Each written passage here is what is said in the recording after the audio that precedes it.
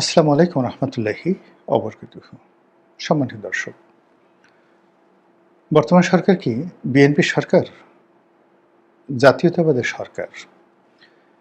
একটি গণঅভ্যুত্থানের পর যে গণতান্ত্রিকভাবে বিজয়ী হয় একটি দল, সেই দলের গণতান্ত্রিক সরকার। এটা কি বেগম জিয়ার সরকার? শহীদ জিয়ার সরকার? নাকি জামাত বিএনপির একটা আপগ্রেড ভার্সন, সেই সরকার? এটি কি মেটিকুলাস ডিজাইনের একটি সরকার? নাকি ডক্টর মোহাম্মদ ইউনূসের যে সরকার ছিল, সেই সরকারের একটি এক্সটেন্ডেড ভার্সন বা কপি নাম্বার 2? এটা কি ভারত সমর্থিত একটি সরকার, নাকি আমেরিকার ব্লুপ্রিন্টের একটি সরকার, নাকি জনগণের প্রত্যক্ষ ভোটে নির্বাচিত একটি দেশপ্রেমিক সরকার? এই যে প্রশ্নগুলো করলাম, আপনাদের হয়তো মনে থাকবে না, কিন্তু আমি জাস্ট রিউইন্ড করার জন্য বলছি যে আপনি একটি সরকারকে ইতিবাচক, নেতিবাচক যে নামই ডাকতে পারেন, সেই নামগুলো একে একে বললাম। কিন্তু একবার একটু ভেবে দেখুন তো, বুকে হাত দিয়ে, যে এই নামগুলোর একটিও আপনার মনোভূত হলো কিনা, বা আপনি এই সরকারকে, আমি যে নামগুলো বললাম, এই নামের অধীন ওইরকম কোনো সরকার মনে করেন কিনা। দেখবেন আপনার সেই নামগুলো মনে আসছে না। এখন আমি আর একটা কথা বলি। এই সরকারকে বেশিরভাগ মানুষ যারা সামাজিক মাধ্যম ব্যবহার করেন, তারা বলার চেষ্টা করছেন এটি একটি ফেসবুকের সরকার। দেখেন তো কথাটা আপনার সাথে মিলে কিনা। এ সরকার যা কিছু করছে তা সঙ্গে সঙ্গে তারা ফেসবুকে প্রচার করার জন্য রীতিমতো পাগলামো শুরু করেছে। বিএনপির মিডিয়া সেল আছে, তারপর তারেক রহমান সাহেবের একটা ভেরিফাইড ফেসবুক পেজ আছে, সেটা। এই দুটো থেকে প্রতিটি মুহূর্তে দেশবাসীকে জানানো হচ্ছে সরকার কি করছেন, সরকার প্রধান কি করছেন, পরিবার পরিজন কি করছেন, সরকারের যে কর্মকাণ্ড বা রাষ্ট্রের যে কর্মকাণ্ড, সেইগুলো এখান থেকে প্রচার করা হচ্ছে। এবং কখনো কখনো প্রচার করতে গিয়ে এমন ক্ষুদ্রাতি ক্ষুদ্র, এমন তুচ্ছাতি তুচ্ছ, এমন হাস্যকর বিষয়গুলো প্রেস রিলিজ আকারে এই ফেসবুকের পেজগুলোতে আসছে, যেগুলো আসা উচিত নয় এবং যেগুলো কোনো পত্রপত্রিকায় সাধারণত আসে না। মানে সাংবাদিকতার যে একটা মানদণ্ড রয়েছে, সেই মানদণ্ড অনুযায়ী যা কিছু প্রচার হওয়া দরকার, সেই প্রচারগুলো তারা করছেন না। বরং অন্যান্য সবাই যেভাবে ফেসবুক, ইউটিউব, টুইটার, এখন তো টুইটার নেই, এখন এক্স হ্যান্ডেল, বা ট্রুথ সোশ্যাল, বাইদু, গুগলের যে সকল সাইট রয়েছে, সেখানে যেভাবে মানুষ তার মতামতকে প্রকাশ করে, যেভাবে প্রচার করে অনেকটা স্বাধীন এবং সার্বভৌমভাবে, ঠিক সেইভাবে বিএনপির যারা লোকজন রয়েছেন বা এই সরকারের সাথে সম্পৃক্ত প্রচারণার দায়িত্বে যারা নিয়োজিত আছেন, তারা সেইভাবে সব কিছু প্রচার করছেন। ফলে যারা এ দৃশ্য দেখছেন, তারা সবাই বলার চেষ্টা করছেন যে এটা একটা ফেসবুকের সরকার। আমি এই সরকারকে ফেসবুকের সরকারও বলবো না, অন্য কোনো কিছু বলবো না। আমার দৃষ্টিতে এই সরকারের মধ্যে একটা প্রচণ্ড আবেগ কাজ করছে। এটিকে একটি আবেগের সরকার হিসেবে আপনি বর্ণনা করতে পারেন। যেমন আমি প্রধানমন্ত্রী তাকে দিয়ে শুরু করি। তিনি বহু বছর পর বাংলাদেশে এসেছেন, 17 বছর। এই বাংলাদেশে আসার পর তিনি খুব আশ্চর্য হয়ে গেছেন। এই 17 বছরে বাংলাদেশের যে বিবর্তন, মানুষের মন মানসিকতা, ঢাকা শহরের রাস্তাঘাট, খাবার দাবার, শেখ হাসিনার জমানাতে চোখ ধাঁধানো সব উন্নয়ন, একই সঙ্গে রাষ্ট্রীয় দায়িত্ব পাওয়ার পরে রাষ্ট্রের যে সকল লায়াবিলিটিস, অপরাধ, এই পুরো জিনিসগুলো যখন তার সামনে অ্যাজ এ প্ল্যাটার হিসেবে পাশাপাশি পরিবেশন করা হচ্ছে, অর্থাৎ আমাদের যে বহুমাত্রিক খাবারগুলো আমরা সেই পরিবেশন করি, আপনি একটা বুফে খাবারে গিয়ে মাছ, মাংস, তরি তরকারি থেকে শুরু করে 100টা আইটেম নিয়ে একটা প্লেট তৈরি করলেন, তারপর খেতে বসলেন। তো প্রধানমন্ত্রী যখন আসছেন তিনি তার সামনে এখন পদ্মা সেতু আছে, তার সামনে এক্সপ্রেসওয়ে আছে, মেট্রো রেল আছে, আরও শেখ হাসিনার জমানাতে যত সকল যেখানে তিনি যাচ্ছেন বড় বড় রাস্তাঘাট, রূপপুর বিদ্যুৎ কেন্দ্র থেকে শুরু করে সব কিছু একটা সাইডে আছে। অন্যদিকে 24 লক্ষ কোটি টাকার দেশি বিদেশি ঋণ আছে। তার সামনে একটা বকে যাওয়া জেনারেশন আছে, যে জেনারেশন শুধু সারাদিন মোবাইল টিপে, তারা সব আজে বাজে দৃশ্য সেই মোবাইলে দেখে, পর্নো সাইটগুলো দেখে, নেশা করে, কিশোর গ্যাংয়ের সাথে জড়িত, এটার একটা দৃশ্য আছে তার কাছে। তার দলের 3-4টি মুনাফিক গ্রুপ, একটা সিঙ্গেল মুনাফিক না, 3-4টি মুনাফিক গ্রুপ। একটি লন্ডনী মুনাফিক গ্রুপ, আরেকটি ঢাকার মুনাফিকি গ্রুপ, আর একটা সারা বাংলাদেশে ছড়িয়ে ছিটে থাকা তৃণমূলের মুনাফিক গ্রুপ। তারা তার সামনে আসছে এবং একে অপরের বিরুদ্ধে বিষোদ্গার করে তার যে স্বাভাবিক চিন্তা সেটা নষ্ট করে দিচ্ছে। সে কোনো সত্য কথা শুনতে পাচ্ছে না।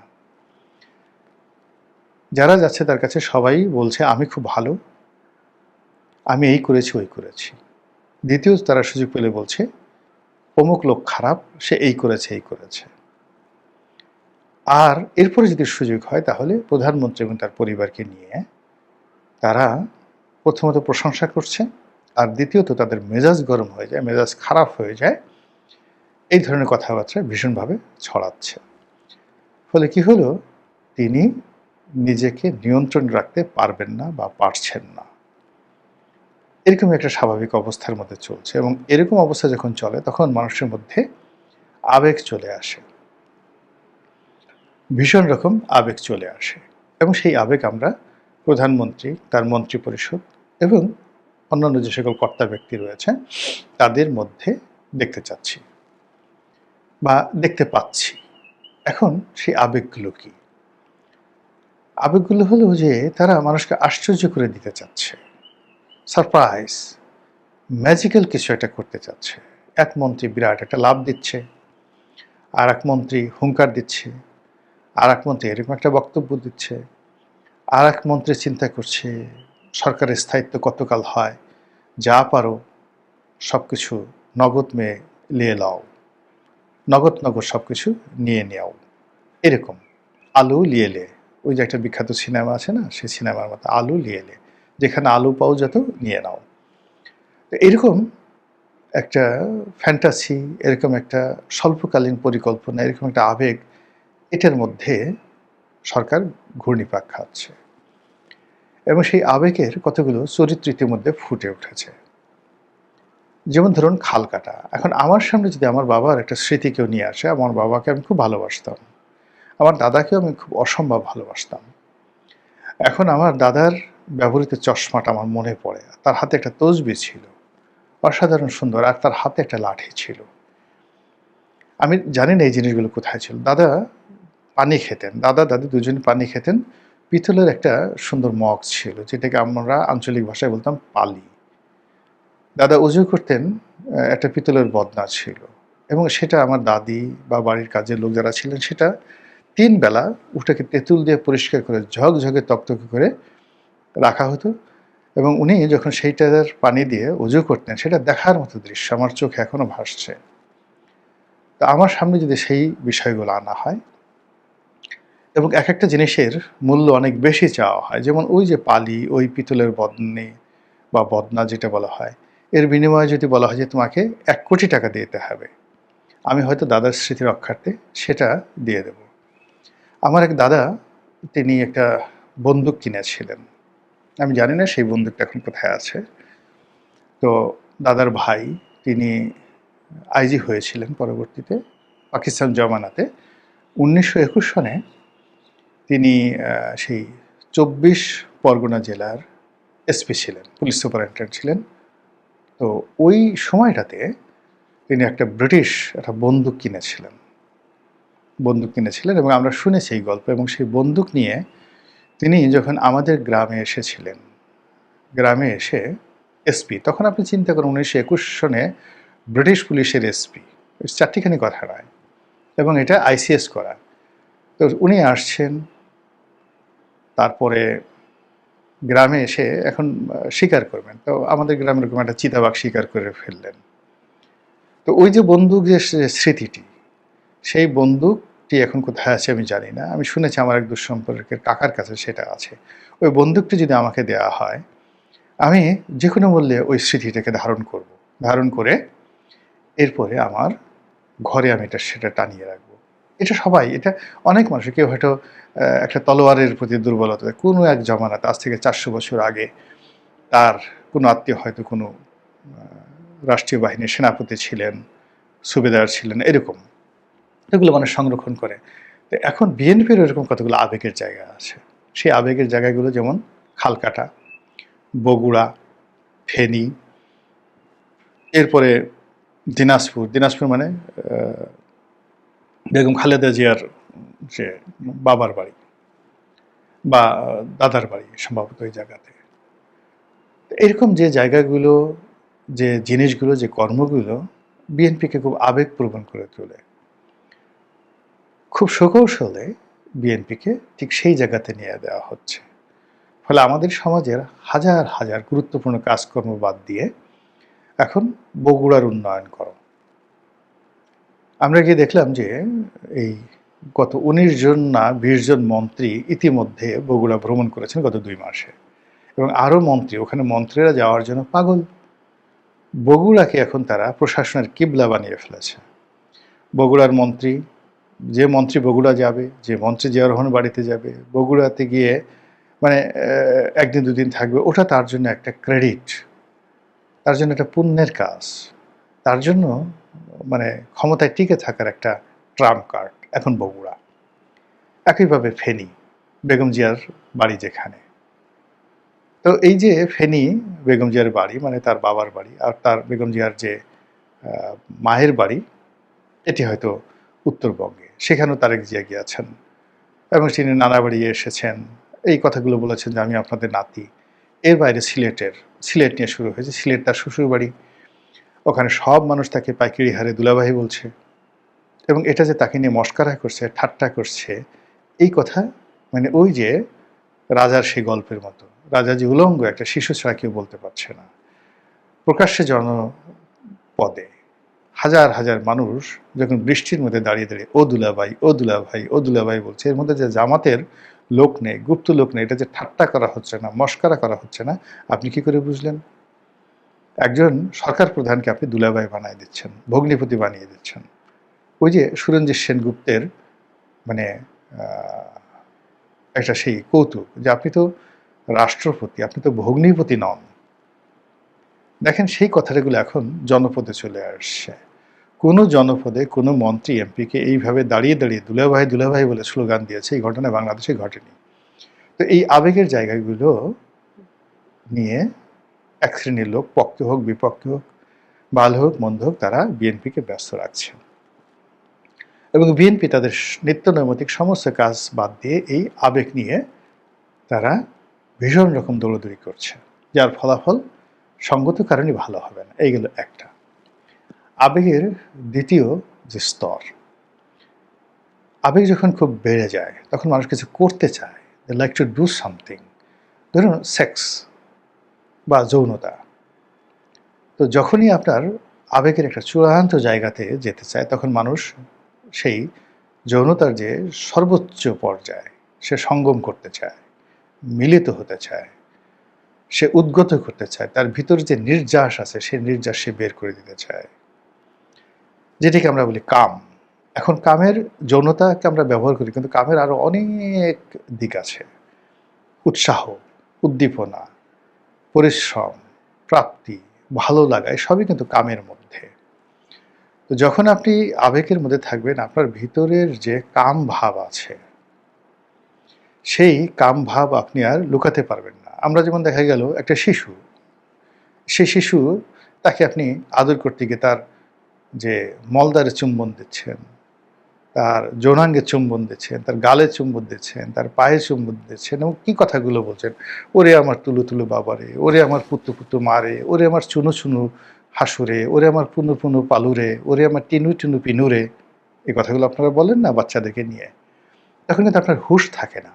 আপনি ভালো লাগার এমন একটা পর্যায়ে চলে যান, আবেগ, প্রথমে আবেগ, তারপরে ভালো লাগার এমন একটা পর্যায়ে। তখন আপনার আসল চরিত্রটা বের হয়ে যায়। এবং এই যে মানুষ যখন কাম ভাব আসে, সেটা যৌনতা হোক কিংবা সেটা ধরেন খুব বেশি পরিশ্রম করুন, তখন মানুষ উলঙ্গ হয়ে যায়। আপনি গ্রামে দেখবেন যে খুব বেশি যারা পরিশ্রম করেন কৃষকরা, তারা সেই যে নিতম্বের ২ অংশ বাদ দিয়ে শুধু লজ্জাস্থানকে ঢেকে তারা সেই যাকে বলা হয় কাজে নেমে পড়েন। মানে মানুষের শরীরে আর কোনো গোপন কোনো জিনিস থাকে না। রাজনীতিতে যখন এই কাম চলে আসে, তখন একটা মানুষের আসল চরিত্র প্রকাশ হয়ে যায়। সে কতটা লেখাপড়া জানে, তার রুচি কি, সে আসলে কেমন মানুষ, তার মুখ ফসকে বের হয়ে যায়। ওই যেমন এর আগে এই বেটা রাখ তোর কাঠ, এই বেটা রাখ তোর কাঠ, এই তোরা চুপ করবি না আমি চলে যাব। এই কথাগুলো আমাদের রাজনৈতিক মঞ্চে জামাতের আমিরও বলেছেন, তারপরে তারেক রহমান সাহেব বলেছে, এই তোরা চুপ কর, তোরা কি গুপ্ত, আয় এদিকে আয়।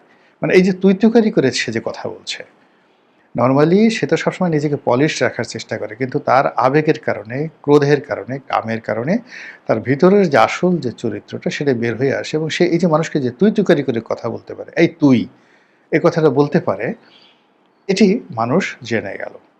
আবার ওই যে আমির বা জামাতের যে সভাপতি, সে যে বললো রাগ তোর কার, সে যে প্রধানমন্ত্রীকে তুই তুকারি করতে চায়, তুই করে বলতে চায়, তার সঙ্গে তাকে বকা দিতে চায়, তাকে আরো কিছু করতে চায়, এটা তার যে ওই কাম ভাব, কাম ভাবের যে সর্বোচ্চ, এটা শুরু হয়েছে আবেগ দিয়ে।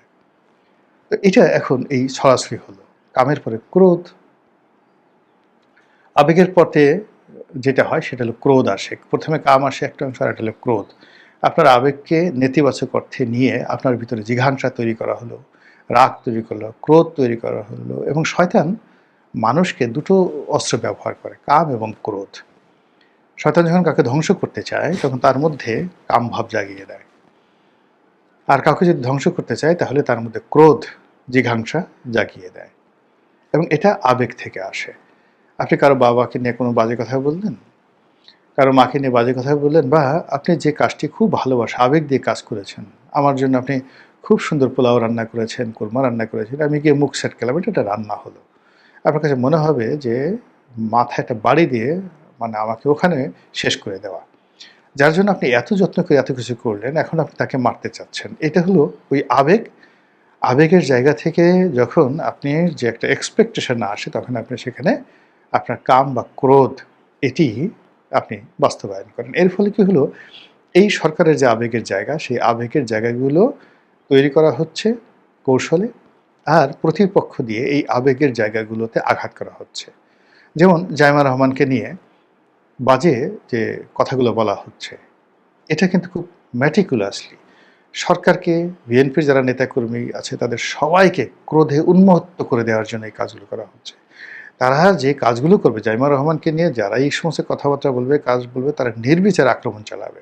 এবং চক্রান্তকারীদের এটাই কিন্তু একটা মাস্টার প্ল্যান। গেল কাম, গেল ক্রোধ, গেল। এরপরে আসবে লোভ এবং লালসা। লোভটা হলো বস্তুগত, লালসা ইন্দ্রিয়গত। তো এই যে লোভ এবং লালসা, যখন আবেগ আসবে, চারিদিকে শুধুমাত্র ইতিবাচক কথাগুলো আসবে, এবং আপনি কাম দ্বারা থাকবেন, যাকে বলা হয় আনন্দে থাকবেন, ক্রোধ দ্বারা আপনি উত্তেজিত থাকবেন, ঠিক এই জায়গাতে মানুষকে অস্থির করে তোলে। তখন মানুষ দুটো জায়গাতে আশ্রয় নেয়, একটা হলো লোভ, আর একটা হলো লালসা। লোভ হলো বস্তুগত, বাড়ি চাই, গাড়ি চাই, নারী চাই, ফিজিক্যাল যেটার অ্যাপিয়ারেন্স রয়েছে। আর লালসা হলো পদ চাই, পদবি চাই, প্রেম চাই, ভালোবাসা চাই, ইত্যাদি ইত্যাদি। এই লালসা চরিতার্থ করার জন্য মানুষ পাগল হয়ে যায়। তো এই যে সরকার, তার ২ মাসের যে সরকার, সেই ২ মাসের সরকারে আপনি গিয়ে দেখবেন যে যে সিদ্ধান্তগুলো হয়েছে, সেই সিদ্ধান্তের মধ্যে কতটুকু দেশপ্রেম আছে, কতটুকু প্রযুক্তিগত জ্ঞান আছে, কতটুকু বৈশ্বিক যে পরিস্থিতি, সেই পরিস্থিতি বিশ্লেষণে যুগোপযোগী আজকের দিনের জন্য এর চেয়ে সুন্দর আর কোনো বিষয় নেই, এরকম আছে। আর আগামী 10 বছর পরে আমাদের প্রয়োজন হবে, 10 বছর পরে জাতি কথা বলবে, 100 বছর পরে এই জাতি স্মরণ করবে। এইরকম অমরত্ব লাভ করা যায় রাজনৈতিক সিদ্ধান্ত এবং গৃহায়ন এবং পূর্ত কনস্ট্রাকটিভ যে কাজগুলো রয়েছে বা কনস্ট্রাকশনের যে কাজগুলো রয়েছে সেইগুলো এই সরকার কয়টা করেছে। আর যেগুলো ওই যে আবেগ তাড়িত, প্রচণ্ড আবেগ, সেই আবেগের ভিত্তিতে কাম আসবে, ক্রোধ আসবে, লোভ আসবে, লালসা আসবে, সেই জিনিসগুলো কতগুলো হয়েছে। তাহলে আপনি বুঝতে পারবেন এই সরকার কোন পথে এগোচ্ছে এবং সরকারের ভবিষ্যৎ কি। মহান আল্লাহ আমাদের সবাইকে হেদায়েত দান করুন এবং হেফাজত করুন। আসসালামু আলাইকুম ওয়া রাহমাতুল্লাহি ওয়া বারাকাতুহু।